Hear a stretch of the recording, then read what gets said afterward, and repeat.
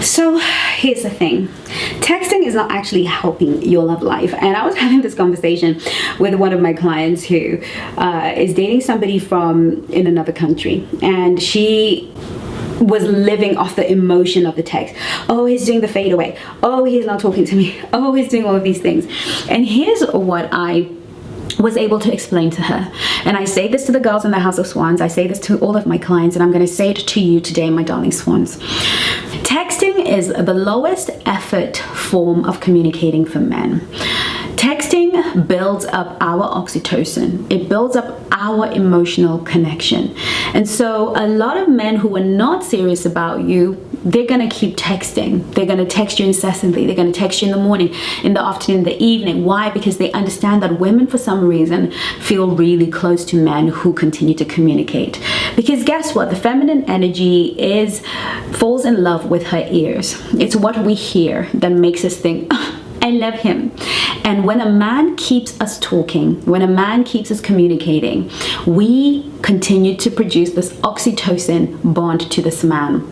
But that's not the same chemical reaction that is happening in his body. For him, texting is mechanical.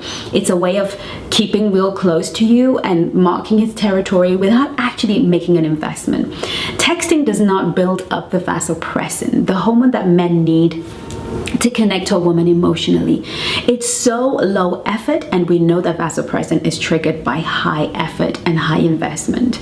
And so we are out here falling in love and making stories up in our heads about what a man means to us and what we want this relationship, what we want out of this relationship, because he is texting and not realizing that you're just getting gotten.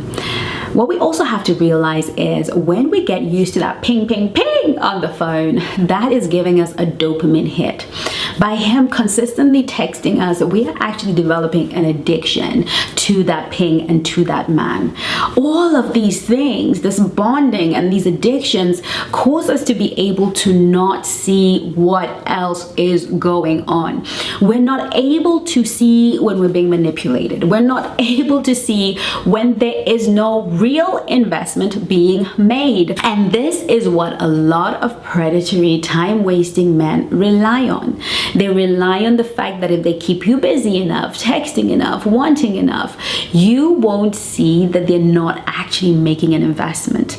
For many of us, this is how we end up having sex with a guy on the first date, because we feel so connected to him via texting. We've texted for 2, 3, 4 weeks as we have invested all this emotion and all these stories and believed all the lies and the future faking through texting, and really believe that this feeling that we're creating is mutual. And so by the time we meet him, we feel like we know him, and we are ready to jump into bed with a perfect stranger who has made zero effort in our lives because he texted.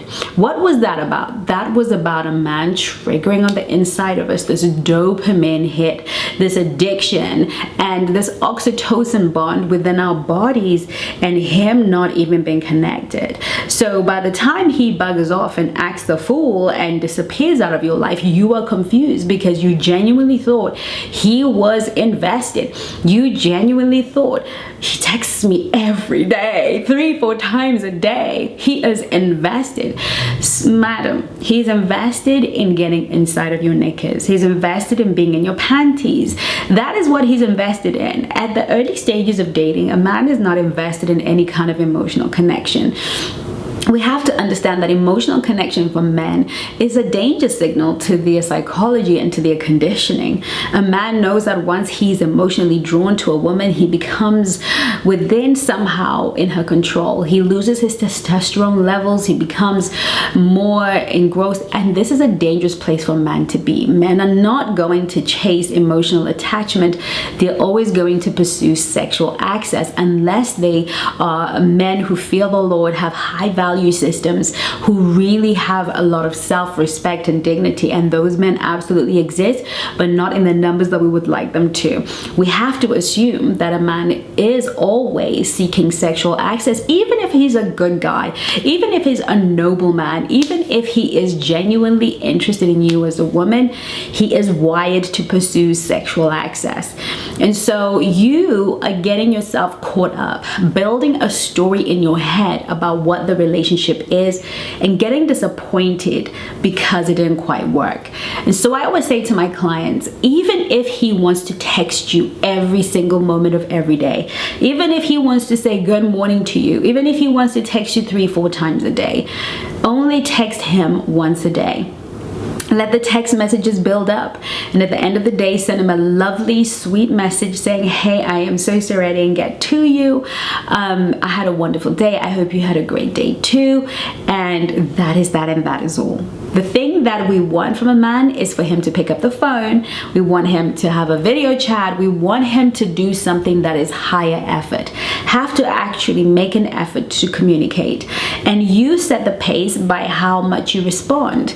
Once a man gets the picture that you're not going to be responding to every single text that he sends you throughout the day, he's gonna have to decide whether or not he's gonna make an effort to actually spend time with you, invest, make a date, or whether you're just not worth it because he just wanted to have a fling. He just wanted to get you prepped for bedtime.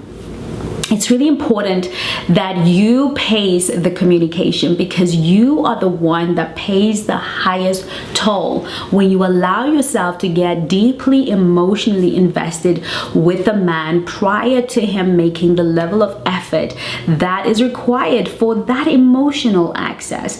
Now, some of my clients choose to communicate these to men.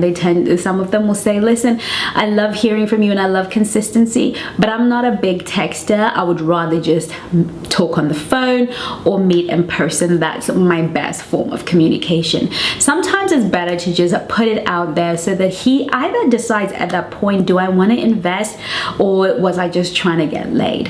And at that point, if he thinks that is too much, he's gonna fade away. But if he really is interested in you, he is going to make that effort. He's gonna know that you would rather have a call once a week or twice a week than daily text messages for the whole week that go nowhere. You would rather meet up and catch up with everything on a date than be texting throughout the day. And sometimes I say to the ladies, when he does text, say to him, listen, I'd love to tell you that, but maybe that will be better in person or on the phone or when we meet again. I have multiple scripts at the Black Swan Relationship Academy that you can use to get the message across in a high value feminine way that doesn't dictate and feel closed off and emotionally unavailable. It's so important that we become aware of the things that actually sabotage us as women. And for a long time, texting used to be high effort for men, but they figured out quite quickly, it's up to you to be smart. It's up to you to get out of the conditioning of I'm getting attention, I'm getting communication, therefore I'm winning, I am being chosen. I want us to be really very smart when we're dating. I want you to realize that texting is only good for making plans, quick check-ins. That's what texting should be for. It should never be to communicate anything deeply emotional. It should never be to get into any kind of connection. It's functional and should be left at that. This is how we can move our love lives. Set boundaries that tell a man that we're here for something serious. We're not here for play. I hope that this video was helpful. If you need more help, feel free to look at the description link below, and you will get all the links to book a call with one of my coaches or myself and join the House of Swans. I look forward to seeing you in my next video. In the meantime, do take care of you. Love you lots.